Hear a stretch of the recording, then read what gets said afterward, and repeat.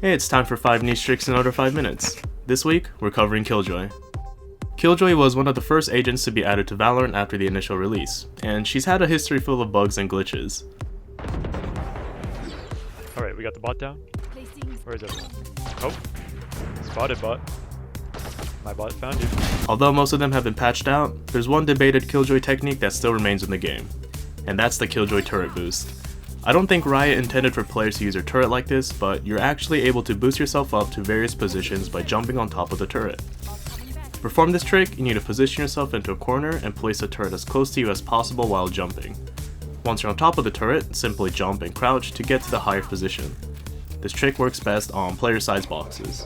Oh, and just in case you didn't know, you can rotate KJ's turret by right-clicking.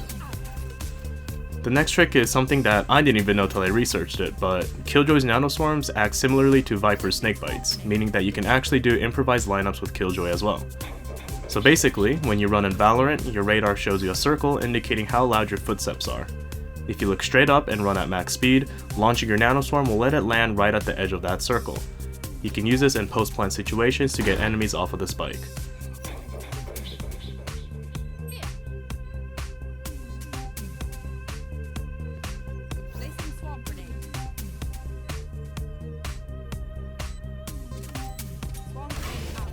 Just make sure nothing is above you.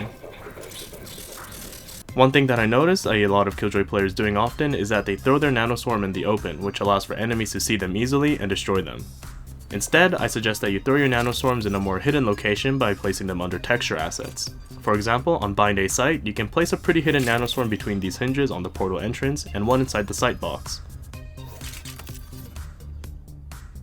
On B site, placing your Nano Swarm in between these two ridges is both a popular and powerful spot because not only is it fairly hidden, but it also applies damage on the majority of the default plant spots.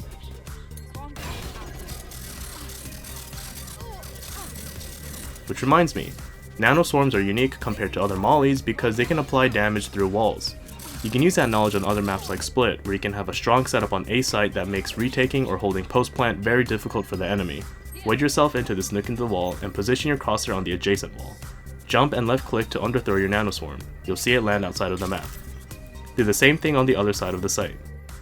These nades are powerful because the enemy can't see or break them, and you can activate them to clear out the corners of the site.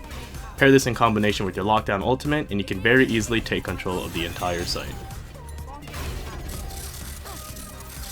Lastly, did you know that the alarm bot can actually tank some damage for you? In the case of a Vandal, it can absorb well near 137 points of damage and has the potential to prevent one-taps to the head. You can use this on a map like Icebox where you can place your alarm bot on 410 at the headshot angle. Because it prevents you from getting one-tapped, you have a little bit more time and protection to hit your shot on the enemy. It's been a while since I've covered a niche trick video for a duelist. Since I've done 2 Sentinels in a row now, I think the next niche trick video will be about a duelist. Speaking of which, here's this Neon clip that I got on Fracture.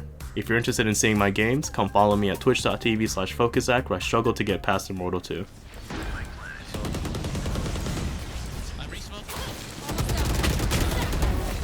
This is stupid.